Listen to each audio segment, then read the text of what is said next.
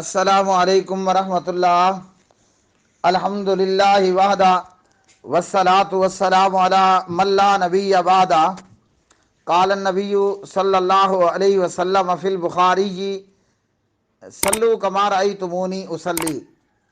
پیارے بھائیوں اور میری بہنوں، پیارے نبی جناب حضرت محمد الرسول اللہ صلی اللہ علیہ وسلم حضرت مالک بن حویرث رضی اللہ تعالی عنہ کی روایت میں صحیح بخاری کے اندر حضور نبی کریم صلی اللہ علیہ وسلم نے فرمایا، نماز اس طرح پڑھو جس طرح مجھے پڑھتے ہوئے دیکھا ہے۔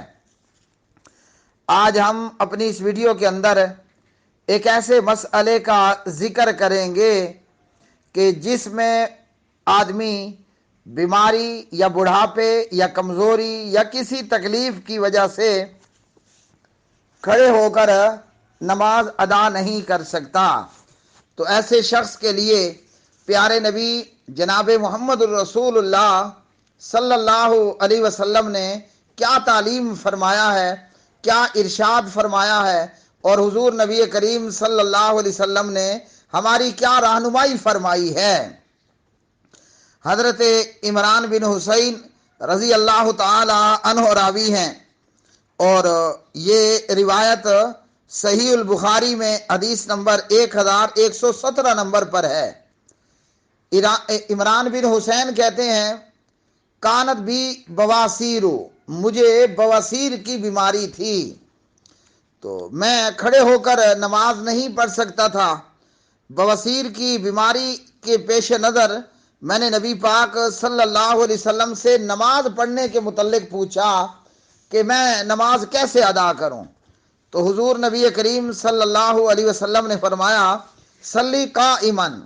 کھڑے ہو کر کے نماز پڑھ، فإن لم تستطع فقاعدا،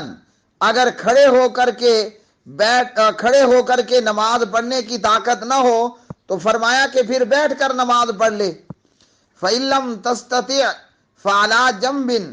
اگر کھڑے ہونے کے بعد بیٹھ کر بھی نماز پڑھنے کی طاقت نہیں ہے تو فرمایا کہ پہلو کے بل پھر نماز پڑھ۔ تو نماز کے ارکان میں سے یہ رکن ہے باقاعدہ طور پر کہ کھڑے ہو کر کے نماز ادا کرنا۔ اب جو بندہ بلا عذر شرعی وہ بیٹھ کر نماز پڑھے گا، اس کی نماز نہیں ہوگی، وہ چاہے زمین پر بیٹھ کر نماز پڑھے یا کرسی پر بیٹھ کر نماز پڑھے۔ بلا عذر شرعی جو بندہ زمین پر بیٹھ کر کے فرض نماز ادا کرے یا کرسی پر بیٹھ کر فرض نماز ادا کرے، اس کی نماز نہیں ہوگی۔ ہاں، اگر اس کے پاس عذر ہے تو عذر کی صورت میں وہ زمین پر بیٹھ کر کے نماز پڑھے، اور اگر زمین پر بیٹھ کر کے نماز نہیں پڑھ سکتا تو کرسی پر بیٹھ کر وہ نماز ادا کرے۔ اور یہاں یہ یاد رکھیے، اگر وہ قیام کر سکتا ہے تو قیام وہ کھڑے ہو کر کے کرے گا۔ اسی طرح قیام کے بعد اگر وہ رکوع کر سکتا ہے تو رکوع بھی وہ کھڑے ہو کر کے کرے گا۔ قیام اگر وہ کر سکتا ہے تو قیام کرے گا، اور اگر رکوع بھی وہ کھڑے ہو کر کے کر سکتا ہے تو رکوع بھی کھڑے ہو کر کے کرے گا۔ پھر اس کے بعد اگر وہ زمین پر سجدے کے لیے نہیں جا سکتا تو پھر سجدے کے لیے زمین پر وہ بیٹھ جائے گا، اور اگر وہ بیٹھ کر کے کھڑے ہو کر کے وہ رکوع بھی نہیں کر سکتا، عذر شرعی ہے اور کھڑے ہو کر کے رکوع نہیں کر سکتا، تو پھر وہ بیٹھ کر ہی رکوع جو ہے وہ ادا کر لے گا۔ اس صورت میں اس کے لیے اجازت ہے اور گنجائش ہے۔ جیسے وہ آدمی جس کی آنکھوں کا آپریشن ہوا ہو، ایک ایسا مریض جسے ڈاکٹر نے رکوع کے لیے جھکنے سے بھی منع کر دیا ہے، ہاں جی، تو وہ پھر رکوع کے لیے بھی کرسی کے اوپر بیٹھ جائے اور بیٹھ کر کے وہ اپنا رکوع کرے، اور اگر کھڑے ہو کر کے رکوع کرنے کی طاقت ہے